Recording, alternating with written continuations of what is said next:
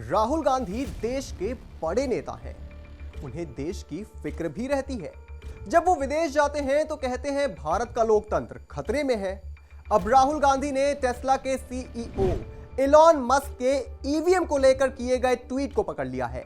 Elon Musk के पीछे छुपकर वह फिर से ईवीएम का रोना रोने लगे हैं। उस ईवीएम को लेकर जिसकी वजह से वह वायनाड और रायबरेली का चुनाव जीते। इसके बाद देश के तमाम नेता ने भी ईवीएम को लेकर राजनीति शुरू कर दी है और महाराष्ट्र से आई एक गुमराह करने वाली खबर ने इन लोगों को झूठा नैरेटिव फैलाने का एक और मौका दे दिया है। क्या है पूरा मामला आपको बताएंगे, पर उससे पहले अगर आपने हमारे चैनल को सब्सक्राइब नहीं किया है तो प्लीज सब्सक्राइब कर लीजिए और बेल आइकन दबाना ना भूलें। नमस्कार, मैं हूं आपके साथ स्नेह श्रेयस। स्वागत करता हूं आप सभी का आयोन भारत में। पहले आप ये सुनिए कि एलॉन मस्क ने ईवीएम को लेकर ट्वीट क्या किया है। एलॉन मस्क कहते हैं कि चुनाव में ईवीएम का इस्तेमाल खत्म कर देना चाहिए क्योंकि एआई की मदद से इसके हैक होने की संभावना है। चलिए, एलॉन मस्क तो अपने विवादित ट्वीट को लेकर जाने ही जाते हैं। वो खुद कहते हैं कि वो इस तरह के ट्वीट सिर्फ इसलिए करते हैं क्योंकि इससे उनके मार्केटिंग के पैसे बच जाते हैं। पर हमारे देश के विपक्षी दलों ने इस ट्वीट को दोनों हाथों से लपका और एक बार फिर शुरू हो गया ईवीएम पर विवाद और मैदान में कूदे राहुल गांधी। उन्होंने एलॉन मस्क के इस ट्वीट का समर्थन करते हुए ईवीएम को ब्लैक बॉक्स तक कह दिया है। देखिए राहुल गांधी ने ट्वीट क्या किया है। भारत में ईवीएम एक ब्लैक बॉक्स है और किसी को भी उसकी जांच करने की अनुमति नहीं है। हमारे चुनावी प्रक्रिया में पारदर्शिता को लेकर गंभीर चिंताएं जताई जा रही हैं। लोकतंत्र एक दिखावा बनकर रह गया है और जब संस्थानों में जवाबदेही की कमी हो तो धोखाधड़ी का खतरा है। इसके अलावा अखिलेश यादव ने भी ईवीएम हैक होने के खतरों को देखते हुए इसका इस्तेमाल बंद कर बैलेट पेपर से चुनाव कराए जाने की मांग की है और इस मांग को एक बार फिर से दोहराया है। मगर आपको यह भी समझना होगा कि विपक्ष ईवीएम का मुद्दा बनाने के लिए बस एक मौके की तलाश में था। आइए समझते हैं क्यों। दरअसल शिंदे शिवसेना के उम्मीदवार रविंद्र वायकर ने ईवीएम और बैलेट पेपर की दोबारा गिनती के बाद यूबीटी सेना के उम्मीदवार अमोल कीर्तिकर को 48 वोटों से हरा दिया। मगर पहले राउंड की गिनती में अमोल कीर्तिकर 1 वोट से आगे चल रहे थे। इसके बाद तमाम विपक्षी खेमे ने आरोपों की झड़ी लगा दी। इनमें से 3 बेहद गंभीर आरोप लगाए गए हैं। पहला आरोप, शिंदे सेना उम्मीदवार के पोलिंग एजेंट ने नियम तोड़ते हुए मतगणना क्षेत्र के अंदर मोबाइल फोन का इस्तेमाल किया। दूसरा आरोप, अनऑफिशियल व्यक्ति को मतदान अधिकारी का मोबाइल दिया गया। तीसरा आरोप, ईवीएम को ओटीपी की मदद से अनलॉक किया गया और गिनती में छेड़खानी की गई। पर आइए हम आपको बताते हैं कि सच्चाई क्या है। कोई भी ईवीएम फोन से हैक नहीं किया जा सकता। जिस दिन से मुंबई उत्तर पश्चिम का रिजल्ट आया, यूबीटी की ओर से गलत खबर फैलाने की प्लानिंग की जा रही थी। जब मोबाइल से ईवीएम ऑपरेट ही नहीं होता तो वो कैसे अनलॉक किया जा सकता है। किस आधार पर राहुल गांधी, प्रशांत भूषण, सिडनी से पढ़े अखिलेश यादव और तेजस्वी यादव बोल रहे हैं, यह सोचने वाली बात है। अमोल कीर्तिकर के वोट की 2 बार रिकाउंटिंग कराई गई। अगर चुनाव आयोग रिकाउंटिंग की इजाजत नहीं देता तो सवाल उठता, पेपर में जो खबर छपी है वो गलत है। इस पेपर के खिलाफ सरकार, पार्टी और प्रशासन को एक्शन लेना चाहिए।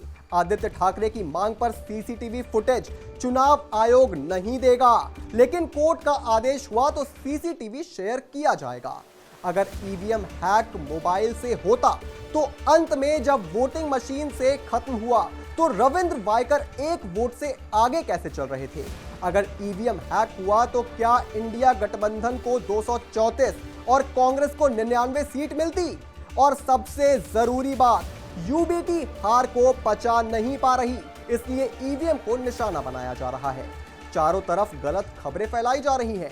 यूबीटी के उम्मीदवार को कांग्रेस की वजह से इतना वोट मिला है, ये सच है, इसलिए पार्टी को इससे खुश होना चाहिए। जब मामला तूल पकड़ने लगा तो चुनाव अधिकारी वंदना सूर्यवंशी ने एक संवाददाता सम्मेलन में साफ किया कि ईवीएम अनलॉकिंग के लिए कोई ओटीपी नहीं आता। ईवीएम अपने आप में एक स्वतंत्र मशीन है। इसमें तार या बेतार संचार की कोई व्यवस्था नहीं है, इसलिए सभी आरोप आधारहीन है। और 48 वोटों से हारना इतना ही बड़ा मुद्दा है तो क्या जनता के बीच जाकर यह कहना कि भाई आपका एक एक वोट कीमती है, यह सही है? क्योंकि हार और जीत के लिए तो एक वोट का ही बहुत ज्यादा महत्व होता है, इसलिए विपक्ष को यह नहीं कहना चाहिए। चलिए, इस मुद्दे पर राजनीति तो होती ही रहेगी, मगर आज राहुल गांधी और पूरे विपक्ष से हमारा यह सवाल है कि अगर सिर्फ एक ओटीपी से ईवीएम हैक किया जा सकता है, तो जब इलेक्शन कमीशन ने सभी पार्टियों को ईवीएम हैक करने का चैलेंज दिया था, तो कोई भी पार्टी दुनिया के बेस्ट हैकर्स को लेकर क्यों नहीं पहुंच गई? इसका जवाब हम देते हैं। कोई भी पार्टी इसलिए नहीं पहुंची क्योंकि सब जानते हैं कि ईवीएम हैक करना नामुमकिन है, और कोई भी पार्टी इस चैलेंज को स्वीकार कर लेती और ईवीएम हैक नहीं कर पाती तो जनता के सामने उसकी किरकिरी हो जाती। साथ ही उसे ईवीएम का राग आलापना भी छोड़ना पड़ता, जो वो अक्सर हार के बाद करते हैं। और राहुल गांधी आज ये भी बताएं कि अगर ईवीएम ब्लैक बॉक्स है तो क्या राहुल गांधी ये कह रहे हैं कि वायनाड और रायबरेली की जनता ने उन्हें वोट नहीं दिया, बल्कि वो फर्जी तरीके से जीत कर आए हैं? अगर ऐसा है तो उन्हें अपनी दोनों सीटों की सदस्यता तत्काल रूप से छोड़ देनी चाहिए। कर्नाटक की सरकार को इस्तीफा देना चाहिए, ममता बनर्जी की सरकार को इस्तीफा देना चाहिए। मतलब गजब की हिपोक्रेसी है।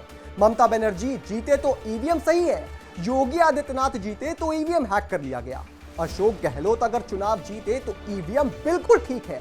वहीं अगर अशोक गहलोत चुनाव हार जाए तो ईवीएम हैक हो गया, कांग्रेस जीते तो ईवीएम सही है, मध्य प्रदेश में अगर कांग्रेस हार जाए तो ईवीएम हैक हो गई।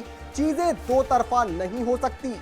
आज विपक्षी दलों को उस चट्टान जैसे विपक्ष को याद करना चाहिए जब राजीव गांधी के बोफोर्स के मामले में अघोषित रूप से विपक्ष का एक नेता सत्ता पक्ष का एक मंत्री बन गया था, तो उसके बाद विपक्ष के 110 सदस्यों में से 106 सांसदों ने इस्तीफा दे दिया था। आज का विपक्ष अगर ईवीएम को देश के लिए खतरा मानता है तो उन्हें भी संसदी से इस्तीफा दे देना चाहिए और मजबूती से कहना चाहिए कि वो अब तभी चुनाव लड़ेंगे जब ईवीएम का कोई समाधान निकलेगा। मगर हम जानते हैं कि विपक्ष ऐसा कुछ भी नहीं करेगा। उसके लिए ईवीएम सिर्फ चुनाव हारने पर पतली गली से निकलने का एक तरीका है। और भी तमाम बड़ी खबरों से जुड़े रहने के लिए आप देखते रहिए आईऑन भारत।